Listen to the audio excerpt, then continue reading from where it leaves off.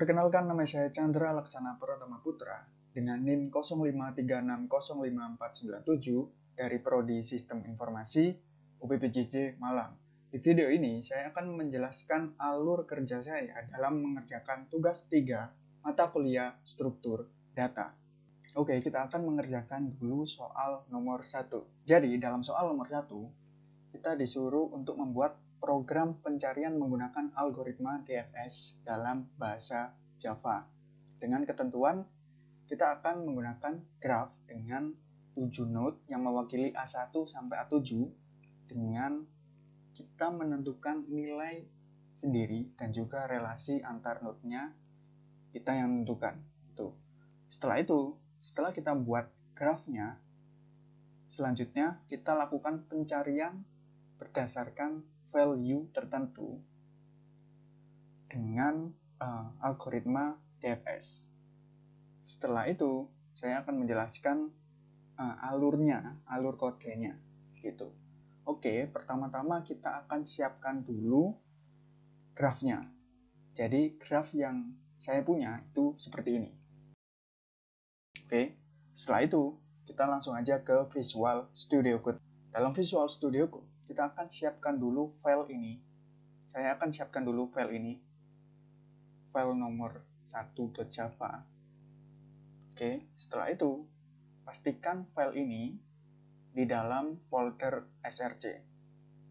Setelah itu kita buat class-nya. Public class nomor 1 disesuaikan dengan nama filenya. Setelah itu kita buat main method.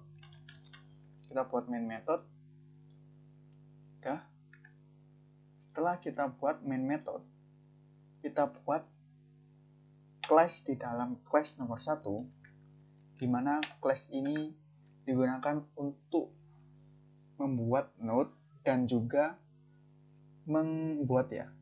membuat relasi antar node-nya. Ini, jadi misalnya node 1 nanti. Node 1 ini berelasi dengan node keberapa? Misal node 2 sama node 3. Nah, tujuan dari pembuatan class di dalam class ini itu kita memberitahu atau kita membuat node-nya serta mendeklarasikan relasi-relasinya. Itu. Jadi tinggal kita buat aja di sini itu static class. Ini inner nomor 1 ini kita ganti dengan node. Ini bebas. Kalau saya menggunakan nama node. Setelah itu di dalam class ini kita ketikkan propertinya dulu. Dengan cara seperti kita mendeklarasikan suatu variabel. Dalam properti ini kita tidak memberikan value dalam setiap pendeklarasian variabel. Jadi string apa? Name. Kita akan buat properti bertipe data string dengan nama name tanpa value. Udah seperti ini aja. Terus kita buat properti lain dengan tipe data integer yang bernama value. Setelah itu kita akan menginisialisasikan array list. Seperti ini. Di dalam ini kita akan ketikkan node. Terus kita berikan nama nodes. Bukan nodes ya, tapi node neighbor. Ya. Bentar.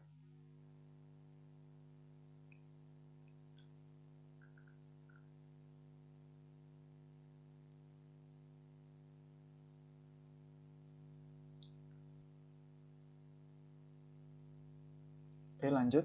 Setelah kita seperti ini, kita membuat mungkin ini tipe datanya, tipe data list. Terus kita berikan nama node neighbor. Setelah itu kita akan berikan value untuk node neighbor. Jadi kita berikan value dengan inisialisasi, maksudnya isinya itu inisialisasi array list. Ini kurung, udah, terus titik, koma.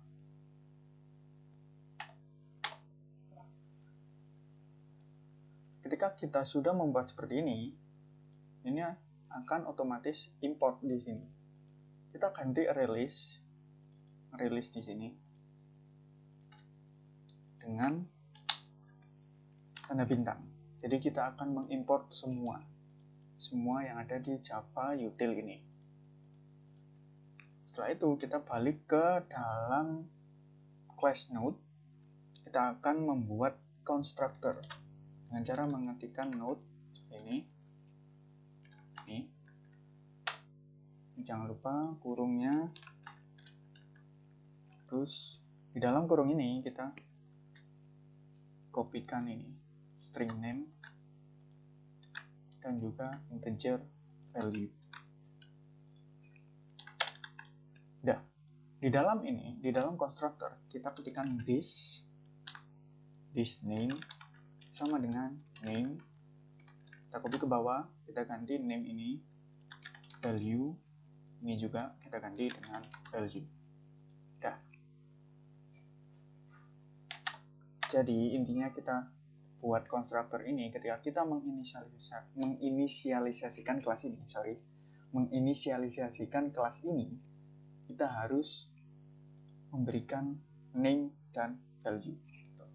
Oke, lanjut, kita akan buat metode untuk menambahkan elemen-elemen di dalam list ini.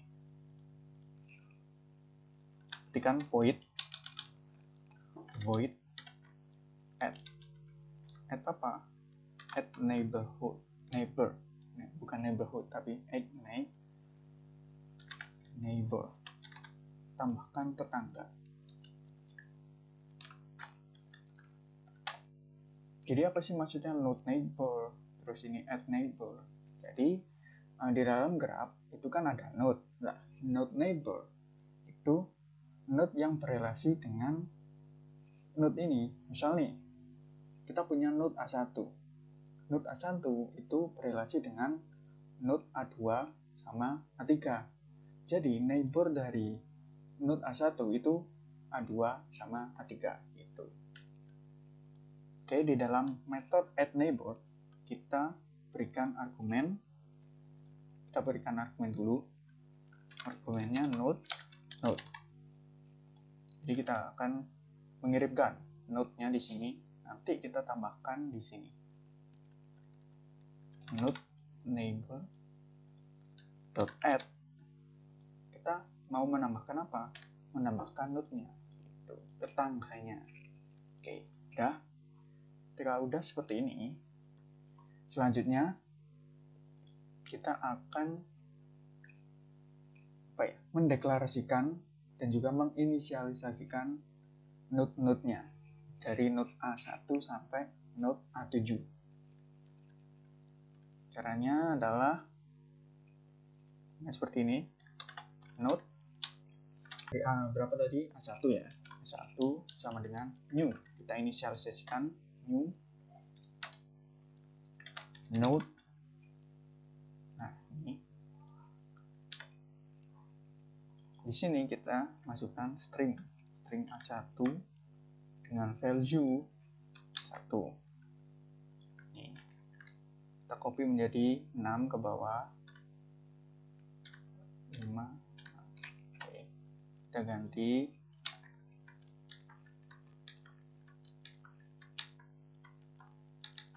ini juga, jangan lupa.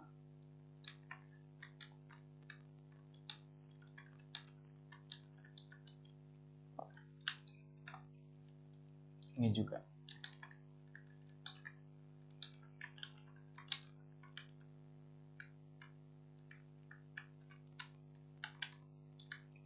Udah.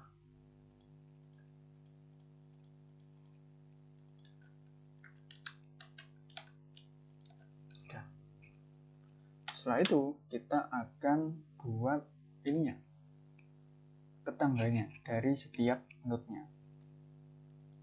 Untuk node A1 add neighbor, kita akan panggil metode ini. node A1 itu berelasi dengan node A2 dan A3. Jadi di dalam argumen method add neighbor itu kita tuliskan A2, kita copy ke bawah, dan 3 seperti ini. Selanjutnya kita akan tambahkan tetangga untuk A2. A2 itu berelasi dengan A3 dan A4. Ini udah ya. Kita lanjut sampai A7.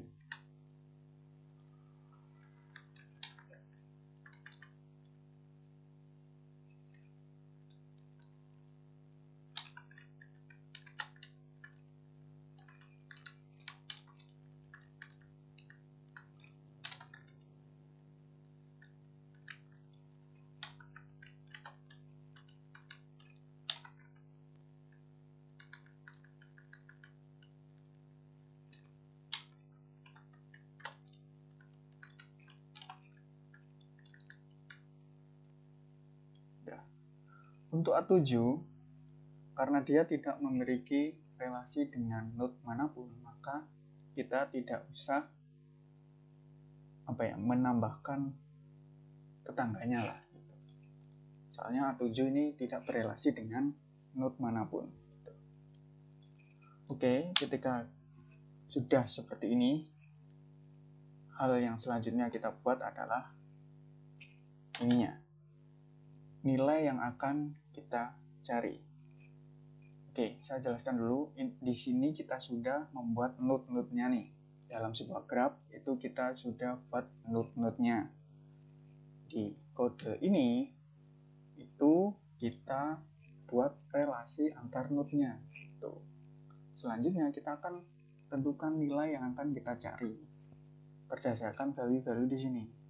Misalnya kita akan mencari nilai 7.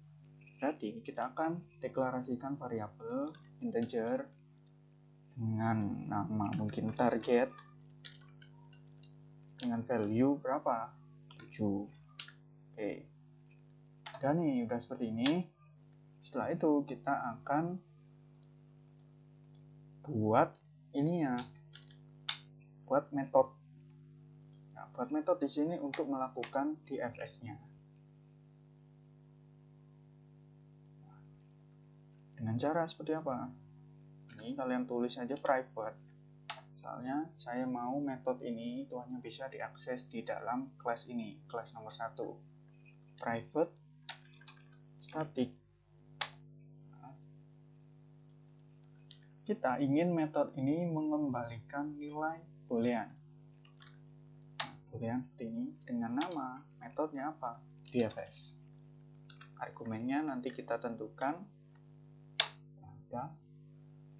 Untuk argumennya kita tentukan dulu apa, misalnya node.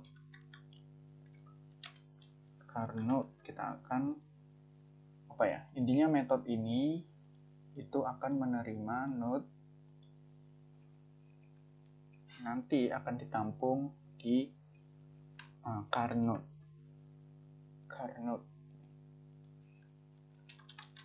Nah gini. Setelah itu argumen kedua itu integer targetnya.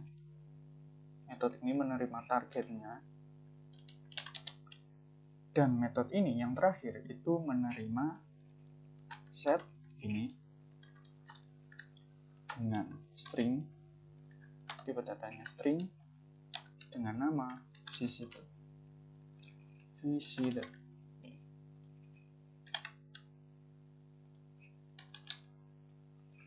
Oke.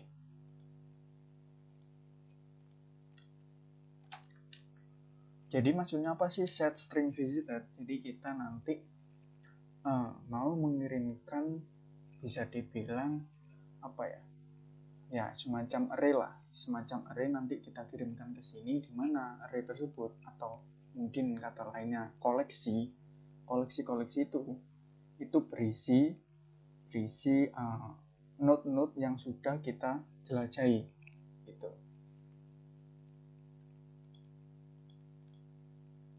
Oke, selanjutnya kita akan mengetikkan return di sini. Return false. Jadi defaultnya metode ini itu mengembalikan nilai false. Dimana ketika kita memanggil metode ini harus kita tampung dalam variabel. Oke, setelah itu kita ketikkan pengkondisian. Kondisinya apa? Jika visited berisi contains apa? Car note apanya? Name-nya, maka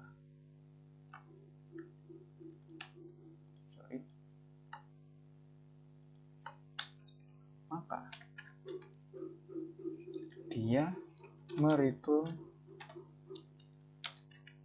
false ini. Setelah itu kita akan mencetak ini ya. Kita ini sedang mengunjungi node keberapa. Kita akan cetak dengan sistem outprintln. Oke, seperti ini. Mengunjungi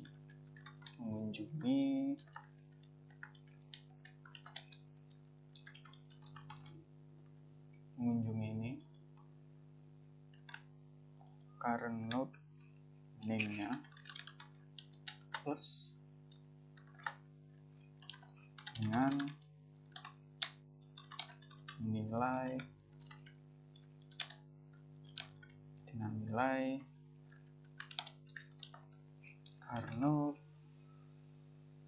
current node value-nya. Jadi kita akan mencetak kita sedang mengunjungi node berapa nih, sama nilainya nanti berapa di dalam node yang sedang kita jelajahi sekarang. Ya, terus kita ketikkan visited add gini car node name-nya. Jadi gini, ini kita cetak dulu. Kita sedang mengunjungi node berapa nih dan value-nya berapa. Setelah itu, ketika kita sudah mencetak itu, kita akan tambahkan node itu ke dalam ininya, visited-nya. Jadi nanti ketika visited ini udah berisi node yang sudah kita kunjungi, maka kita nggak bisa tuh mengunjungi node itu lagi. Gitu. Intinya tuh gitu. Oke, selanjutnya kita lakukan pengecekan lagi if car node name-nya value-nya sama dengan target. Jadi pengkondisian ini tuh nyari value, nyari node yang punya value sesuai dengan nilai yang kita mau tadi. Jadi kan nilainya 7 kan, yang kita mau kan 7. Kita akan mencari nilai 7 dalam node-node yang ada di dalam graph. Jadi pengkondisian ini untuk mencari nilai itu. Misal nih, nilai yang akan kita cari tadi kan 7. Setelah kita menemukan 7 di dalam sebuah node, maka kita cetak node-nya beserta value-nya. Kita tuliskan sistem outprintln. Udah di dalam sini. Udah, ini ikuti aja seperti ini. Ditemukan nilai. Ketemu nih nilainya. Targetnya di node berapa?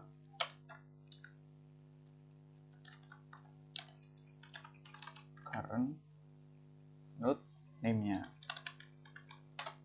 Jadi ini nanti akan mencetak, oke, kita nemuin nih nilainya. Nilainya kan 7 nanti. Tadi kan kita maunya 7 nih nilainya. Oke, ketemu nih nilai 7. Di mana? Di node mana? Nih, di node ini, current node name. Tuh. Di node yang sedang kita kunjungi. Di node misalnya nih, nanti nilai 7 ketemu di node 1. Ya wis, ini node A1 maksudnya.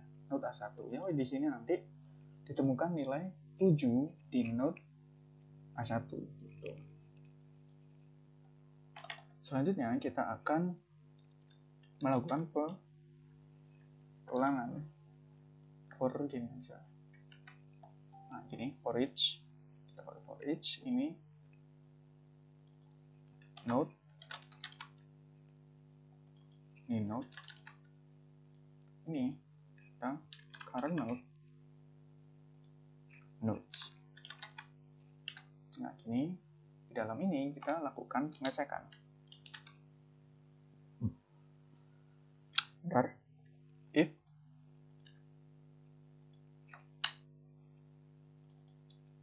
DFS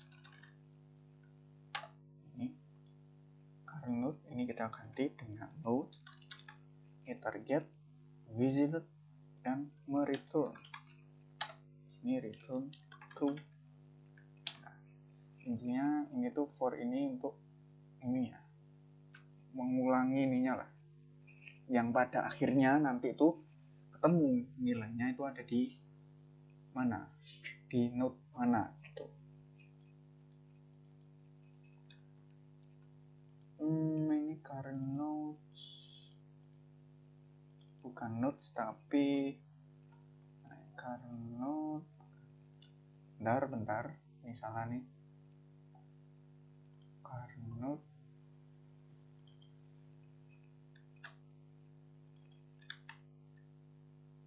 ya, ini kita ganti tadi nodes menjadi node neighbor. Setelah itu kita akan panggil di sini. Kita akan panggil dulu, panggil metode ini, metode DFS. Caranya kita tampung dulu, boleh. Kita tampung dulu. Misalnya apa di sini? Result ini hasil.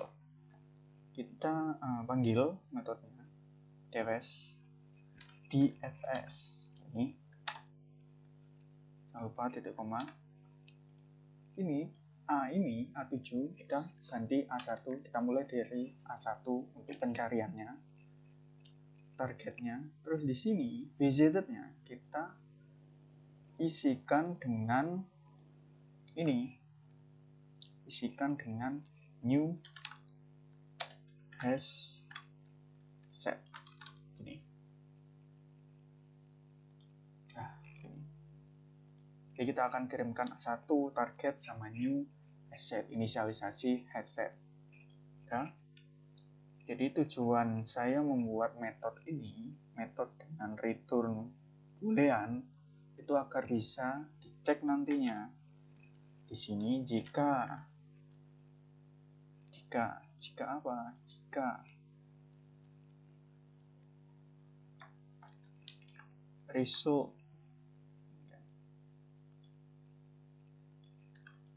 result sistem ini sebentar, nanti kita jelasin.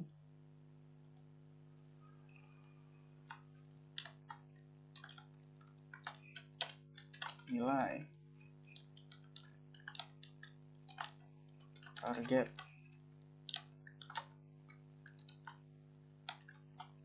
tidak ditemukan dalam graf.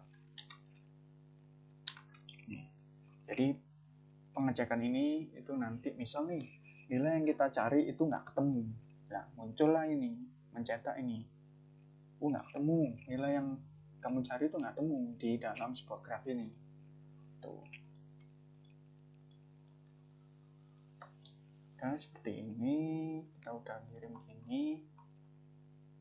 Oke, kita akan coba ya, kita akan run di sini.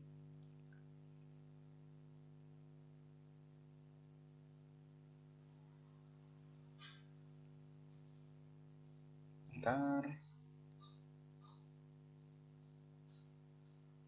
Oke, ada kesalahan. Sini kenapa ini seperti ini ya? Harusnya dia berhenti nih di sini. Ditemukan nilai 7 di Note A7. Ini kenapa? Gini. Ntar saya betulin. Oke, setelah saya cari-cari ternyata saya lupa mereturnkan sesuatu di sini. Return, harusnya return true. Setelah ketemu nilainya, kita return di sini. Jadi berhenti di sini. Tadi sebelum ada return itu programnya lanjut ke bawah ya, gitu. Benar ketemu, cuman tadi kan bawahnya tuh kayak ada hal yang mengganggu lah, tampilan yang mengganggu kan tadi. Itu ternyata belum kita hentikan di sini. Gitu. Oke, kita coba ya, kita coba lagi.